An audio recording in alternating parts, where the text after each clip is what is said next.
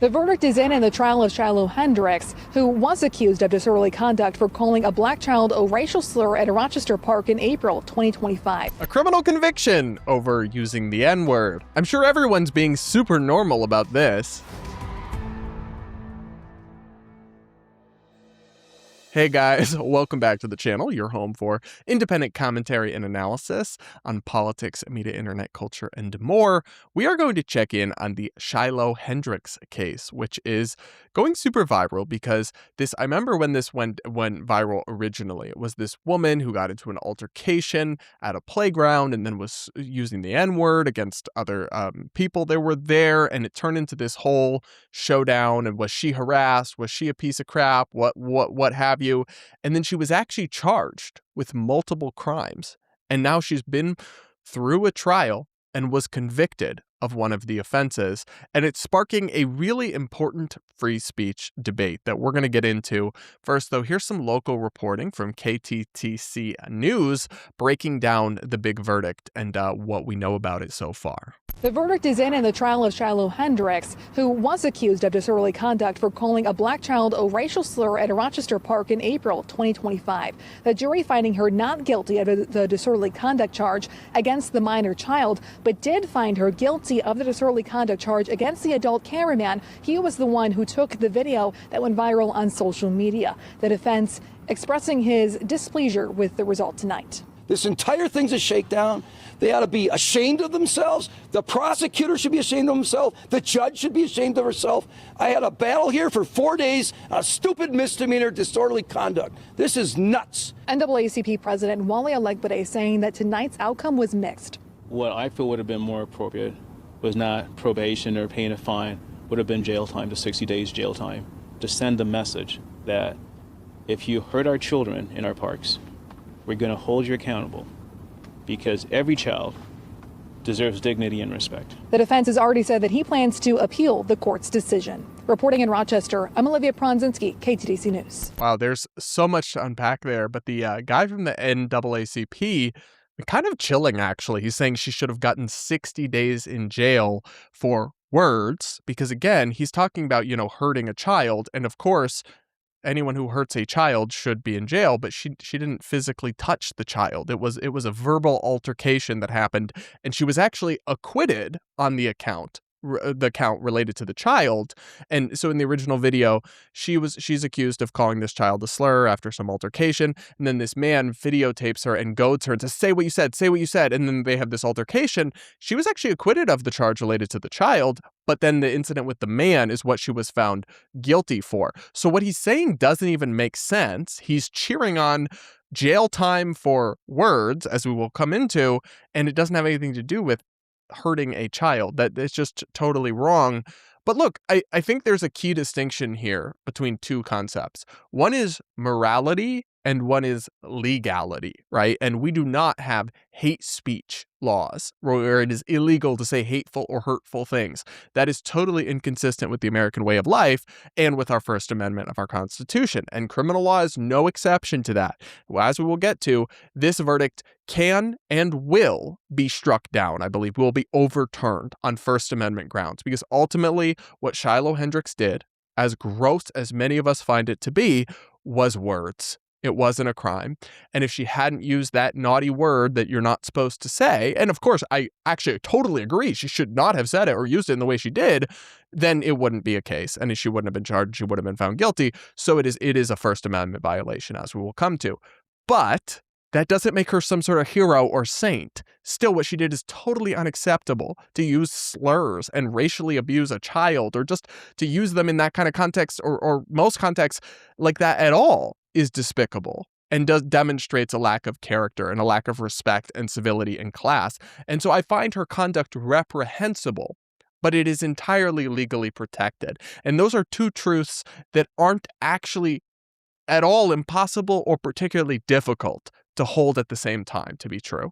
Yet a lot of people seem to struggle with it. They think, oh, well, if I'm against this censoriousness, then I have to herald her as some sort of hero or champion for white people. No. She's clearly white trash who behaved in an abhorrent way. Now, but We don't want hate speech police locking people up for naughty words, and you have to protect the most hateful and contentious speech. Otherwise, you create an exception where people, if they get offended enough, can shut down any conversation or dialogue if it's, deeply offensive enough. So it is not, in fact, something that can withstand legal scrutiny, this conviction, and I do believe it will be overturned, but that doesn't make her a hero. It doesn't mean that you should behave like that ever in any circumstance. I don't care what a child did. No matter how badly a child may have behaved, you shouldn't be calling them slurs, right? First off, you shouldn't be screaming at a child or freaking out at a child. You should just be handling the situation like an adult. And then if you get into an altercation with somebody, you should be criticizing them or insulting them for what they're doing wrong, not for some sort of immutable fact about them that is not bad. There's nothing wrong with being black or white. That's not calling someone a slur related to their race is just evil in that kind of context or in any sort of context, because what you're doing is you're not even engaging with the facts or what they've done wrong. You're just attacking them as a person for who they are. That's wrong, right? That's beyond their control. It's not a flaw. And you're using something that does have a very uniquely toxic and negative history to do so. So it can be deeply immoral without being actually illegal. Now, what they are claiming is that it was a public disorder charge, but I'll read you here from the analysis from the Foundation for Individual Rights and Expression, FIRE, which condemned this ruling and suggested that it should be overturned on First Amendment grounds. This is from FIRE's Aaron Turr, and he writes, unless the trial record contains some critical fact absent from public reporting, that conviction cannot stand under the First Amendment. The video merely shows a heated verbal exchange between Hendrix and Omar. No threats, no violence, nothing beyond words. However much offense they caused, that simply does not justify the government imprisoning, fining, or otherwise punishing the speaker. A public argument does not become a crime because a speaker used a particular word. And this is the key point. We all know that if she hadn't used that particular word, which again, I don't think she should have used and totally condemn her doing so, that there wouldn't be a charge at all. And because you are allowed to say that word legally, it is constitutionally protected speech, therefore she is being criminalized for her protected speech. That cannot stand. No matter how you feel about her, it's not about her at that point. It's about the principle. It's about actually upholding our constitutional rights. And it has to stretch to the most abhorrent cases, because once you start, or the most, hateful or whatever, once you start allowing that as an excuse, that's how you just end up with your freedom totally abridged, because lots of things are hateful to someone else or deeply offensive to someone else. And living in a free society, living in a liberal democracy requires that we be able to air out and hash out these disagreements and these arguments, even in ways that are nasty and volatile, without locking people up. When you start locking people up for speech crimes, that is dystopian. That is when you have entered United Kingdom territory or some of these European societies where we start to see people's freedom of speech being abridged in these truly terrible ways. Well, we are not supposed to be like that. And we're not like that because of our First Amendment. But they can still charge you with a crime. Really, though, it will have to be overturned on appeal. And thankfully, she's not going to jail. The actual sentence, I think, is probation or some kind of fine or something more minor. But it doesn't really matter. It's like we don't criminalize people for saying naughty words. That's not a thing in America. We don't stand for that, and I'm confident this conviction will be overturned on appeal. Anyway, more from FIRE here. However one feels about what Hendrix said, the proper response to objectionable speech is counterspeech, of which there was plenty after the video went viral, or to simply ignore it or walk away. But allowing imposition of criminal punishment erodes the important limits on the government's power to police speech. If officials could punish people for speech based on how others might react, there would be no principled stopping point. And then he gives some examples. A pro-Palestinian activist chanting from the river to the sea, an Israel supporter calling that activist a terrorist sympathizer, someone calling a preacher a bigot or referring to a transgender woman as a man. All could suddenly face prison time if someone else feels offended or might throw a punch in response. And the reference to throw a punch there is that there's some reporting that the idea of the fighting words exception to the First Amendment was invoked as a rationale for why they could prosecute her. But I'm sorry, that exception, because there are several exceptions to the First Amendment, and that's one on paper, is essentially a dead letter at this point. It's so narrow and it's not meaningfully applied to modern day speech. And it's certainly just using a racial slur does not constitute fighting words. And if we were to accept that premise, then we would undermine the whole point of the First Amendment itself, right? If you say something that's so offensive, I fight you, and therefore that's an excuse to criminalize that speech, then you have the tyranny of the mob, right? You have a heckler's veto. Anyone who gets violent in response to controversial or inflammatory speech, then that creates an incentive structure to censor that speech and victimizes the victim. But anyway, that's the key point there, is that really there is no simple idea of what is hate speech. It just means speech you hate.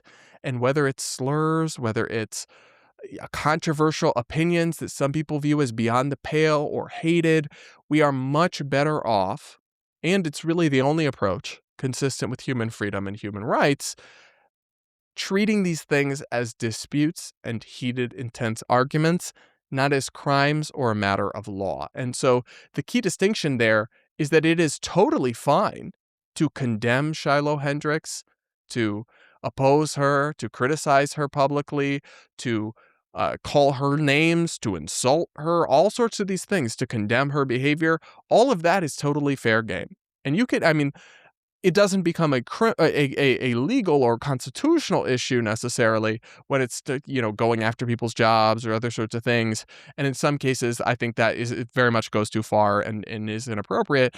But even then, it's not a First Amendment issue. But we actually have a criminal crackdown on hate speech, and they're trying to pull that off. That cannot stand. That will not stand. Now, and if it does, it would create a very dangerous precedent. Now, as the fire writer Aaron Turr, who is of course a constitutional attorney, as he concludes here, he says, yes, this means we must sometimes tolerate speech we find repugnant, but that's the only way to ensure the speech we value remains free. And I think that is completely true and completely correct. You do not need to condone or support or make excuses for this woman's behavior or conduct or the way the word she used to defend her rights to say what she said as a matter of principle and law. Those are not two. You see, I've seen a lot of smug takes from progressive commentators like, of course, conservatives are defending a woman who said the N-word or defending the free speech right to be a racist piece of crap. And they're saying this derisively. And to be fair, some of those conservatives are taking it to a nonsensical level where they're saying we stand with Shiloh, she's a hero, all this stuff. That is not true. She's a disgrace.